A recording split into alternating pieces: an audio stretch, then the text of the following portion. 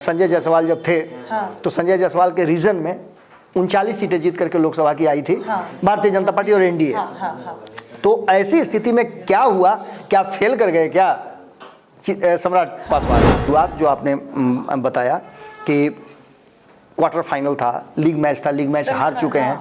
तो league match हार चुके हैं तो दैट मीन्स कि लीग मैच हारने का कारण ये रहा कि न तो वहाँ एनडीए और न इंडिया दोनों ही गठबंधन बुरी तरह से मात खाया, लोकसभा में भी और विधानसभा के उपचुनाव में। तेजस्वी यादव को ये पता था, गुरूर है उनको कि भाई यादव मेरा है, मुसलमान मेरा है, धानुक मेरा है, क्योंकि धानुक को खड़ा किया था उम्मीदवार।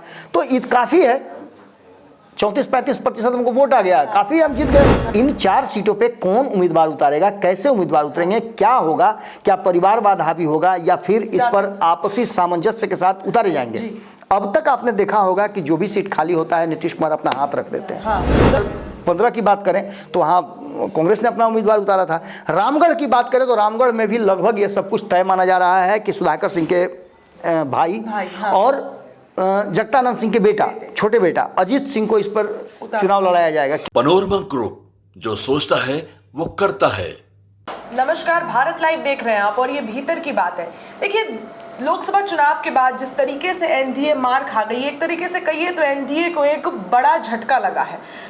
कितनी उम्मीद थी और कितने कम उम्मीदों से एनडीए परास्त हो गई। लेकिन अब जो 2025 का चुनाव है, विधानसभा चुनाव में एनडीए अपनी पूरी ताकत झोंक देना चाहती है, किसी भी तरीके से विधानसभा का चुनाव पार कर लेना चाहती है। लेकिन चुनाव है, उसके पहले कई सारे लिटमस टेस्ट सेमीफाइनल हुए हैं। लेकिन रुपौली की बात अगर मैं करूं तो रुपौली में जिस तरीके से एनडीए परास्त हो गई वो तो आप सभी ने देखा। लेकिन अभी 4 जगहों पर और चुनाव है, इसमें सेमीफाइनल एक तरीके से कहिए तो क्या कुछ अब एनडीए का इसमें स्ट्रेटजी होता है, ये इसी मुद्दे पर बाबा के साथ मैं बात करूंगी कि कैसे इस बार बाबा 4 जगह चुनाव है और रुपौली में तो इनकी हार हो गई, किस तरीके से अब बीजेपी जो है अपनी स्ट्रेटजी चेंज करेगी तमाम मुद्दों पर। देखिए, 2024 के चुनाव का परिणाम आपके सामने है, सरकार बन गई, उसको लेकर के जो बातें चल रही हैं वो हम लगातार कर ही रहे हैं। लेकिन हमारा पूरा फोकस जो है जैसे ही 24 का चुनाव खत्म हुआ सीधे 2025 के आंकड़ों पर आ रहा है कि आखिर 2025 में क्या स्ट्रेटजी अपनाएगी इंडिया गठबंधन और एनडीए गठबंधन, जिससे कि वो बिहार में अपनी जमीन बरकरार रख पाएगी या फिर जमीन खोज लेगी। इन सारी बातों को लेकर के जैसा कि आपको नज़र भी आ रहा होगा कि अपनी अपनी तैयारियां सभी कर रहे हैं। तेजस्वी यादव के बारे में आपने सुना ही होगा कि भले ही वो सदन जाने के लिए अस्वस्थ हों, लेकिन 17 तारीख से जनता से मिलने के लिए स्वस्थ हो रहे हैं, स्वास्थ्य लाभ ले रहे हैं। किसी ने तो कहा कि खड़ा तक नहीं हो रहे हैं और एक अलग तरह का माहौल भी बना है। आपने देखा होगा कि पत्रकारिता में भी 2 खेमेबाजी हो गई है, 2 खेमा हो गया। पहले पत्रकारिता होती थी स्वतंत्र, चीज़ों को रखती थी, कुछ टीच करती थी, कुछ भीतर से निकाल करके खबरें देती थी, क्या होने वाला है, क्या हो रहा है, क्या होगा। लेकिन अब पत्रकारिता क्या हो गई है कि एक पत्रकार दूसरे पत्रकार को कुछ यूनिटी बना करके एक दूसरे को प्रमोट करते हैं कि ये बहुत बड़े पत्रकार हैं। खैर, इन बातों में हम जाना नहीं चाहेंगे। वर्तमान जो परिस्थिति बनी है उसमें साफ साफ नज़र आ रहा है कि भारतीय जनता पार्टी भले ही ये बात कह दे रही हो कि वो नीतीश कुमार के अगुवाई में ही चुनाव लड़ेगी, लेकिन इस लेकिन के पीछे बहुत सारे कारण हैं। अचानक से भारतीय जनता पार्टी को अपनी स्ट्रेटजी क्यों चेंज करनी पड़ी? कल तक तो आप सुन रहे थे, कई लोगों से मेरी बात हुई, इंटरनल मेरी कई लोगों से बातचीत हुई है ऑफ द रिकॉर्ड कि इस बार रिपीट नहीं होगा। आपने भारतीय जनता पार्टी को रिपीट होते देखा है क्या? लेकिन बाबा आप ये बोल रहे हैं सीएम नीतीश के नेतृत्व में चुनाव नहीं लड़ेगी, लेकिन दिलीप जायसवाल को चेंज किया उन्होंने, सीएम नीतीश के लिए तो चेंज किया था कि सीएम नीतीश उनके साथ बने रहे। ये तो आप ना सोच रही हैं, ये आपके सोचने का तरीका है। मेरे सोचने का तरीका कुछ और है। मेरे सोचने का तरीका ये है कि मैं जब लोगों से बात कर रहा था, जब ये जानकारी मिली कि बिहार का नेता चेंज होगा, कमान किसी और के हाथ में दिया जाएगा, किसके हाथ में दिया जाएगा, क्या सम्राट चौधरी के हाथ में ही रह जाएगा, ये सारी बातें चल रही थी। और इसी बीच में मैंने कई लोगों से बातचीत किया, कुछ लोगों के संभावित नाम भी आए थे, उनसे भी मेरी अच्छी मित्रता है। कई ऐसे बड़े नेता हैं, वरिष्ठ नेता हैं जिनसे कई लोगों से मेरी मित्रता है, कई लोगों से और दूसरे तरह के संबंध हैं जो व्यक्तिगत संबंध है हमारे। मैं उन बातों को पब्लिकली नहीं बोल सकता हूं, लेकिन ये तय माना जा रहा था कि भारतीय जनता पार्टी चाह रही थी इस बार किसी दलित को, चूंकि उस पर लांछन भी लगता रहा है कि दलितों को वो प्रश्रय नहीं देती है, भाव नहीं मिलता है, महिलाओं को प्रश्रय नहीं देती है। तो ये बातें बहुत खुल करके कही जा रही थी कि भारतीय जनता पार्टी इस बार वो भ्रम भी लोगों का तोड़ेगी, दलित को बनाएगी। लेकिन उसको तो दलित का सबसे बड़ा नेता मिल गया, चिराग पासवान, तो काहे दलित को बनाएगी। स्ट्रेटजी में वही चेंज हुआ जिस तरह से। अब देखिए इसमें कितनी सिमिलरिटी हम ये नहीं बता सकते। रत्नेश के साथ मैं एक खबर कर रहा था तो ये बात हुई थी, रत्नेश ने बताया था कि संजय जायसवाल जब थे तो संजय जायसवाल के रीजन में 39 सीटें जीत करके लोकसभा की आई थी, भारतीय जनता पार्टी और एनडीए। तो ऐसी स्थिति में क्या हुआ, क्या फेल कर गए क्या सम्राट पासवान? लेकिन सम्राट पासवान फेल नहीं किए, परिस्थितियां अलग अलग थी, ये बात मैंने बताया। लेकिन अब जो वर्तमान परिस्थिति बनी है उसमें आपने देखा होगा कि भारतीय जनता पार्टी ने रातों रात ये स्ट्रेटजी बदली है। अच्छा, स्ट्रेटजी किस तरह से बदली है? तो एक तरफ आपने देखा होगा कि बिहार में एक बहुत बड़ी घटना हुई, एक सदस्य की सदस्यता गई, उसको लेकर के नीतीश कुमार को टारगेट किया जा रहा था।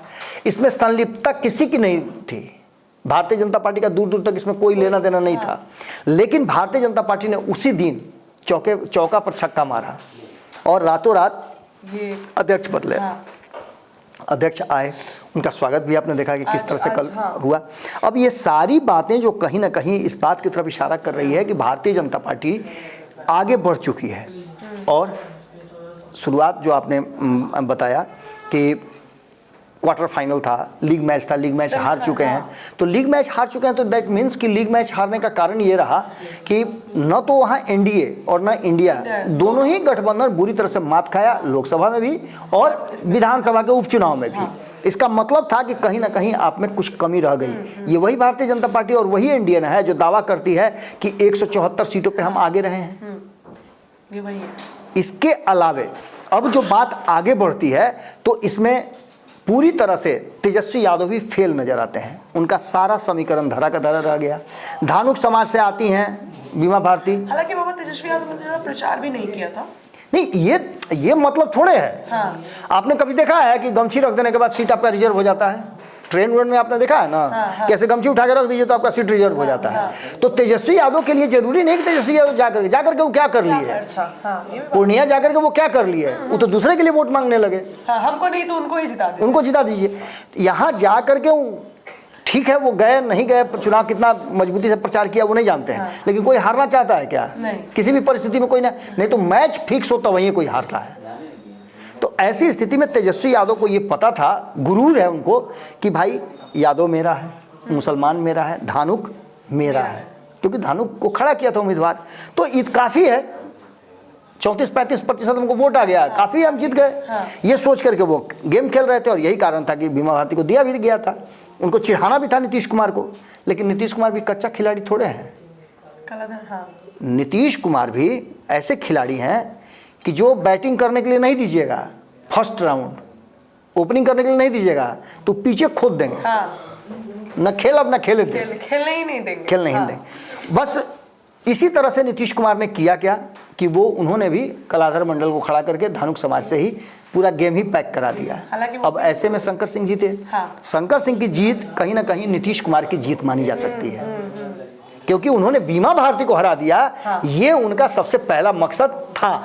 हालांकि शंकर सिंह अभी समर्थन देंगे कि नहीं जदयू को, ये तो बात ये देखिए, ये जिस तरह से वो जदयू के नेताओं के साथ घूम रहे हैं तो उससे क्या समझा जाए, तो निश्चित रूप से समझा जाता है। अब आने वाले समय में ये तो क्वार्टर फाइनल हो गए, सेमीफाइनल में 4 सीटों पे चुनाव होना है। इमामगंज, जहां जीतन राम मांझी अपनी लोकसभा जीत करके गए हैं। बेलागंज सुरेंद्र यादव राष्ट्रीय जनता दल से वो जीत करके सदन में गए हैं। तरारी सुदामा प्रसाद जीते हैं, वो गए हैं सदन में। इसके अलावा रामगढ़ सुधाकर सिंह जीत के गए हैं। अब इन सीटों को लेकर के रस्सा कस्सी मची हुई है कि इन 4 सीटों पे कौन उम्मीदवार उतारेगा, कैसे उम्मीदवार उतरेंगे, क्या होगा, क्या परिवारवाद हावी होगा या फिर इस पर आपसी सामंजस्य के साथ उतारे जाएंगे। अब तक आपने देखा होगा कि जो भी सीट खाली होता है नीतीश कुमार अपना हाथ रख देते हैं, यानी गमछी फेंक देते हैं कि भाई ये सीट मेरा हो गया। आपने देखा होगा कि अभी जो विधान परिषद की सीट खाली हुई उस पर भी हो गए, राज्यसभा की सीट है उस पर भी उनका है, बाकी खाली हुई है एक विधान परिषद की, उस पर भी वो अपने उम्मीदवार उतार रहे हैं। तो ये सारी चीज़ें साफ साफ नजर आ रही है। लेकिन इमामगंज की अगर बात करते हैं हम, तो इमामगंज में पूरी तरह से जो भारतीय जनता पार्टी की स्ट्रेटजी चेंज हो जाए, चाहे कुछ भी हो जाए, जीतन राम मांझी इस सीट को छोड़ने वाले नहीं है। या तो इस सीट पर वो अपने छोटे बेटे को उतारेंगे हाँ, या अपनी बहू को उतारेंगे। देखना होगा कि अब किसको उतारते हैं, लेकिन इसके सिवाय कोई तीसरा नाम नजर नहीं आता है। पिछली बार उन्हें उदय नारायण चौधरी को हराया था यहाँ से, इस बार भी देखना दिलचस्प होगा कि दूसरे खेमे से कौन आता है, ये भी एक बड़ा बात होगा। बेलागंज की बात करें तो यहाँ पर वही अभय कुशवाहा को हराया था, जिस अभय कुशवाहा जीत करके औरंगाबाद से और सदन में गए हैं और राष्ट्रीय जनता दल के नेता सदन भी बने हैं। उसी अभय कुशवाहा को लगभग लगता है कि 23-24 हज़ार वोटों से हराए थे। तो ऐसी स्थिति में आप समझ लिए कि सुरेंद्र यादव इस सीट को, चूंकि लंबे समय से इस सीट पर जीतते आ रहे हैं, वो इस सीट को छोड़ना नहीं चाहेंगे, वो भी अपने परिवार के किसी सदस्य को देंगे। और लालू परिवार में भी किसी को ये हिम्मत नहीं है या फिर कोई डिस्टर्ब नहीं करेगा, क्योंकि सुरेंद्र यादव एक जाने माने नेता है, पुराने नेता हैं और लालू प्रसाद के लिए बहुत सारी कुर्बानियां उन्होंने दी है। तो सुरेंद्र यादव के परिवार से ही कोई चुनाव लड़ेगा, ये बातें भी लगभग क्लियर है। हालांकि अभी इस पर कोई फैसला नहीं हुआ है। बात तरारी की करें तो तरारी में CPIML की ये सीट है, CPIML इस पर दावा भी कर रही है, लेकिन राष्ट्रीय जनता दल का कहना है कि नहीं, ये सीट हम अपना उम्मीदवार उतारेंगे। अब देखना होगा कि इसमें क्या होता है, लेकिन सबसे बड़ी बात है कि NDA से कौन होगा। क्या जदयू यहाँ से अपना उम्मीदवार उतारेगी, क्योंकि पिछली बार यहाँ से जो उम्मीदवार उतरे थे वो भारतीय जनता पार्टी ने अपने तरफ से इस बार भी बात बीजेपी की ही चल रही है। निश्चित रूप से भारतीय जनता पार्टी की बात चल रही है और ये भी कहा जा रहा है कि सुनील तिवारी हैं, सुनील पांडे हैं। सुनील पांडे जो हैं हुलास पांडे के बड़े भाई, कई बार से वहाँ चुनाव लड़ चुके हैं, जीत चुके हैं। पिछली बार भी चुनाव लड़े थे, हार गए हैं, लेकिन उन्हीं के चुनाव लड़ने की बात चल रही है। लेकिन भारतीय जनता पार्टी भी इस सीट पर अपना उम्मीदवार उतारना चाहती है। इस सीट पर कांग्रेस का भी दावा है, महागठबंधन की तरफ से देखें तो, चूंकि महागठबंधन की तरफ से इससे पहले 2015 की बात करें तो वहाँ कांग्रेस ने अपना उम्मीदवार उतारा था। रामगढ़ की बात करें तो रामगढ़ में भी लगभग ये सब कुछ तय माना जा रहा है कि सुधाकर सिंह के भाई और जगतानंद सिंह के बेटा, छोटे बेटा अजीत सिंह को इस पर चुनाव लड़ाया जाएगा, क्योंकि अजीत सिंह हाल फिलहाल में ही राष्ट्रीय जनता दल यूनाइटेड छोड़ करके राष्ट्रीय जनता दल में आए हैं। लेकिन यहाँ एक बहुत बड़ा पेंच फंसा हुआ है। यहाँ जगतानंद सिंह के के जो भाई थे, जो पहले उसी सीट पर वहाँ से जीत करके जाते थे, उनके पुत्र हैं अमरदयाल सिंह, यानी सुधाकर सिंह और अजीत सिंह के चचेरे भाई। वो वहाँ से चुनाव लड़ना चाहते हैं और वो पूरी तैयारी कर रहे हैं। उन्होंने इस बार के चुनाव में उनका जम करके विरोध किया था और उन्होंने कहा था कि उनके साथ बहुत बड़ा छल किए हैं। इस खुल करके उन्होंने कहा था कि जगतानंद सिंह ने हमारे परिवार की विरासत जो थी हमारे परिवार से छीन करके हमारे साथ छल करके वो सीट अपने हाथ में कर ली है। तो यहाँ से वो अमरदयाल सिंह भी एक उम्मीदवार हैं। अगर भारतीय जनता पार्टी उनको उम्मीदवारी देती है तो वो बड़ी मजबूती के साथ चुनाव लड़ेंगे, इसमें कोई दो राय नहीं है। वो तैयारी भी कर रहे हैं, उनसे हमारी बहुत बातचीत चुनाव के दौरान ही हुई थी। तो उन्होंने कहा था कि वो पूरी तरह से तैयार हैं, लेकिन वो इसलिए नहीं आए हैं भाजपा में कि भाजपा उनको टिकट देगी। वो इसलिए आए हैं कि भाजपा में काम करें और अपने साथ जो नाइंसाफी हुई है उसको वो एक तरह से न्याय ले। तो इन सारी बातों को लेकर के ये 4 सीटों का उपचुनाव जो है ये आर पार वाला है और यहाँ खेल बदलता हुआ दिखाई दे रहा है। जैसे ही भारतीय जनता पार्टी ने अपना स्ट्रेटजी बदला है वैसे ही अब आगे भी आपको बता दें कि बाकी के जो एनडीए के घटक दल हैं वो भी अपनी स्ट्रेटजी में बदलाव करेंगे, वो भी अपने प्रदेश अध्यक्ष बाबा तो ये बोल सकते हैं कि इन 4 सीटों एक सेमीफाइनल की तरह होगा, इससे पता चल जाएगा क्या कुछ विधानसभा में होना है। बिल्कुल, लोगों का मूड पता चल जाएगा, लोगों का मूड पता चल जाएगा। हालांकि अभी विधानसभा चुनाव में काफ़ी समय है। अगर मान के चलिए कि दिसंबर से पहले या 4 राज्यों में जो चुनाव होने हैं उन राज्यों के साथ ही ये जो 4 विधानसभा के उपचुनाव होने हैं वो भी हो जाएंगे, तो उसके बाद भी 1 साल का समय रह जाएगा बिहार विधानसभा के। और इस बीच में बहुत सारे अभी ट्विस्ट आने बाकी हैं, देखना दिलचस्प होगा। वर्तमान जो परिस्थितियां हैं वो कह रही हैं कि तेजस्वी नीतीश का प्लान पूरी तरह से फेल है। अब अगले जो 4 सीटों पे उपचुनाव होने हैं उसमें उनका प्लान कितना कारगर होता है ये देखना दिलचस्प होगा। निर्दलीय भी अगर से रुपौली में निर्दलीय ने बाजी मारी, यहाँ भी तो कुछ ऐसा हो सकता है। निश्चित रूप से निर्दलीय तो उतरते ही हैं। अब हर चुनाव में देखिए कि पार्टियों से तो उतरते ही हैं, साथ साथ काफ़ी संख्या में निर्दलीय भी चुनाव लड़ते हैं, तो ये सिलसिला तो चलता ही रहता है। हाँ, बहुत बहुत धन्यवाद। देखिए बाबा से हमने जाना कि किस पार्टी का दमखम दिखेगा और हालांकि सारी पार्टी अपना दमखम दिखाने की कोशिश करेगी, लेकिन किसका दावा चलता है ये भी देखने वाली बात रहेगी। फिलहाल भीतर की बात में इतना ही। बने रहिए भारत लाइव के साथ। बहुत बहुत धन्यवाद। पनोरमा ग्रुप, जो सोचता है वो करता है। अगर ये वीडियो पसंद आई और वह बिहार के राजनीति और बिहारियत से सरोकार रखेनी तो सब्सक्राइब बटन दबा के चैनल के सब्सक्राइब कर ली। ओजे एगो घंटी बा, ओकरा बटन दबा देला से कुल सटीक और मारक खबर रुआ मुफ्त में मिल जाई। अगर रुआ पत्रकारिता के हमनी के नया प्रयोग में सहयोग कर चाहतानी तो ज्वाइन बटन दबा दी। पेटीएम नंबर नोट कर ली 9386816700। धन्यवाद।